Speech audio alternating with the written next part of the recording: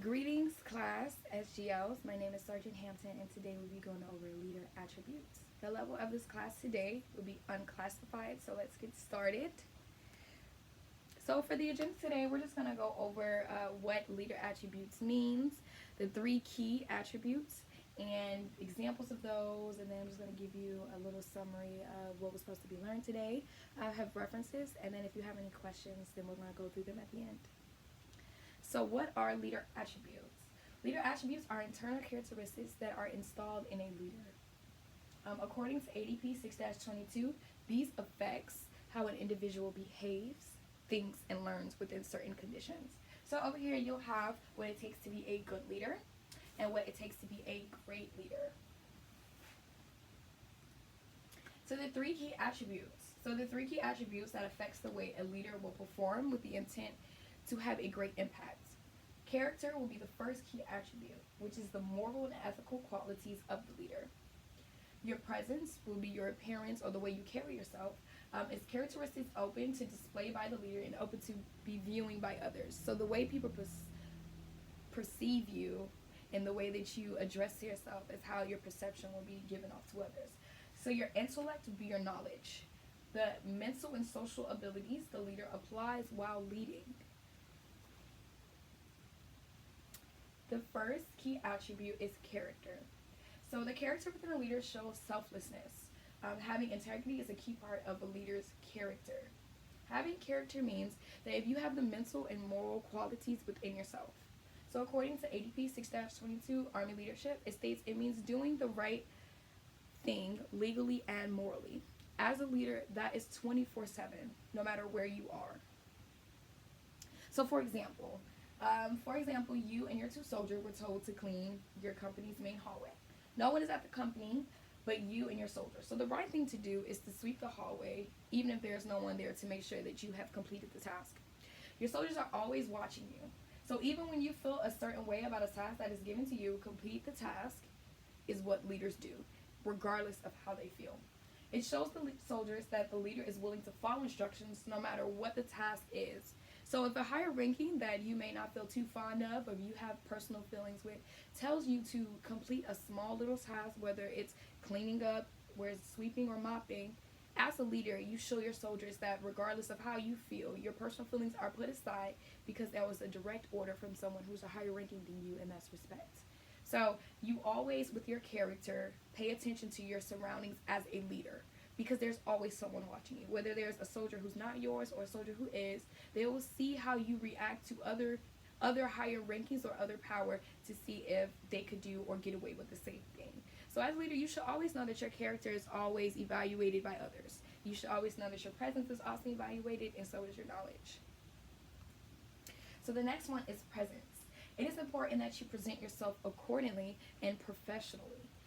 They have a saying, don't judge a book by its cover, but everyone knows that in the Army, that is the main thing they judge you in is your cover. The way you present yourself, how do you have your uniform squared away, is your hair in regulation. According to ADP 6-22, Army leadership, it states that presence entails the projection of military and professional bearing, holistic fitness, and confidence and resilience. So your perception or how you perceive yourself is definitely judged by others that are viewing you. So it's really main important that you always keep yourself squared away, or that you are aware that if you look a certain way, people will judge you for it. So example for presence. For example, if your peer always has the uniform squared away and has a firm and aggressive tone, while you have a wrinkled uniform, you have a passive tone, and the leadership will stir more towards your peer because of his or her presence, all because of their perception. So if you have a passive tone as a leader, I mean, sometimes it's needed, but sometimes it's not needed. Majority of the time when you're trying to complete a task, your presence and your tone of voice as well will ensure the leaders that you know what you're talking about. Not only do you know what you're talking about, but this is nothing new to you and you can get the job done. It reassures them if they don't even personally know you. So it's all about the perception that you give off to them so that they'll be able to delegate whether they trust you or not. Even though it shouldn't be off of presence, it is. So the last key attribute is intellect. Having intellect is the last key attribute that will make a leader successful. Intellect does not mean that you're just proficient in your job, but you're also proficient about the rules and regulations of the Army. No one is certain if their leader will lead them in the wrong direction, but paying attention to detail and their work attributes will tell you a lot about your leader. So you can be proficient in your job, you can have so much knowledge inside of your job, but if you don't know how to apply the Army regulations and the rules that we have to complete a task mission correctly, then you don't have that intellect that you have to be a leader or to lead others. You'll be steering them in the wrong direction because they will think this is how you do your job, but it's not the Army way. So, for example, you're an NCO and you're told to delegate a mission from a higher NCO.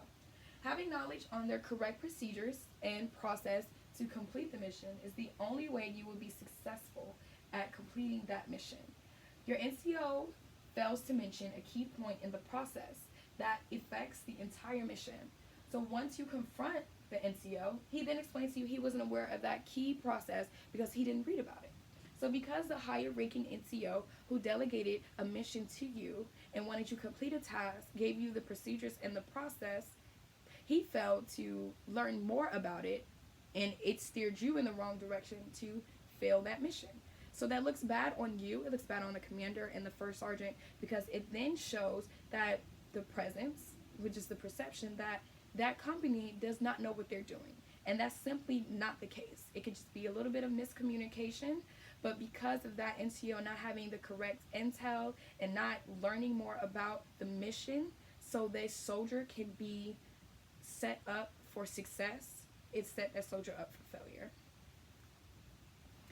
So in conclusion, there are 3 attributes that are key for you to be successful that we just went over. So it's leader, character, presence, and intellect.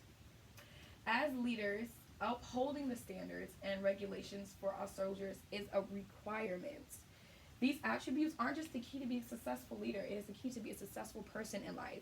So know these attributes does not have to be only used in the Army aspect, but also as a civilian aspect. This can be used in your personal life day to day. So these are some 3 key things that as a person and as a leader you should follow by, because that's what will guide you through your military career in life.